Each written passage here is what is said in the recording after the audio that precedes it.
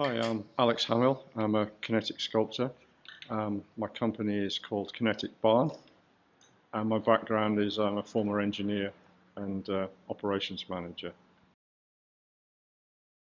I started my career as an instrument engineer for the Royal Air Force, and then ended up spending quite a few years as a trainer, adult trainer, in fields of electronics, avionics, medical electronics. And then ended up at a high technology company working as an operations manager. Around about 2 years ago, I put all that career behind me and set up Kinetic Barn.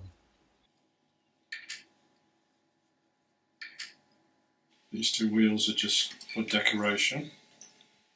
The special thing about this wheel is it freely rotates in one direction, but it's locked in the opposite direction.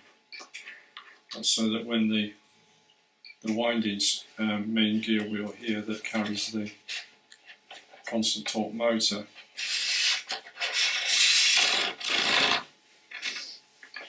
is assembled,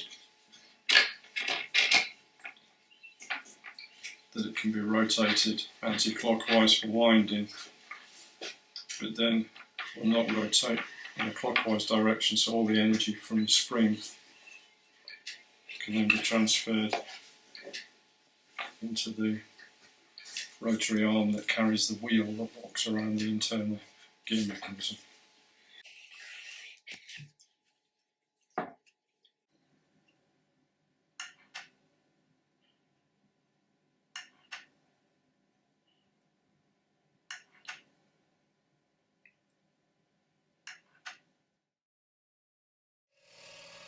In terms of materials I use, I prefer to work in wood.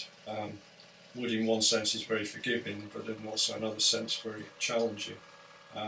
What I do try to do is source high quality materials, like this gear wheel, for example, is made out of Baltic birch.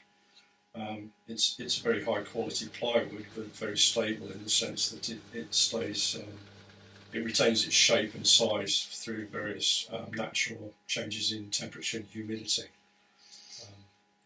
Other woods that I work with are hardwood. I try not to buy hardwood wherever I can, and I have quite an extensive collection myself that myself and my father have made up over the years. Clients sometimes donate various pieces of wood or old furniture that I can recycle effectively into parts of the sculpture.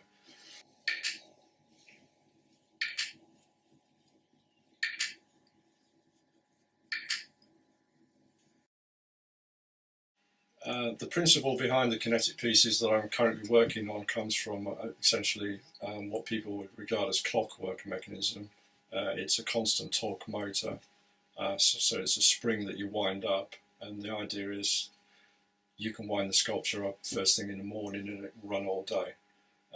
What's taken the time in terms of development is to get an extended run time from a small motor. So the sculpture will run for at least 8 hours. I look for mechanical devices that I find interesting, and try and see if I can extrapolate a small idea, kind of make it in wood, and then blow up the scale really and see how that looks as a piece of sculpture.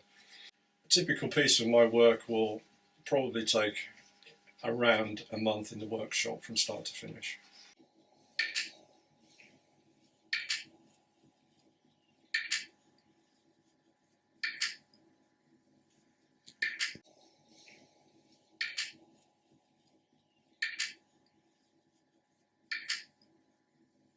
I'm currently working on a range of sculptures that I call time machines.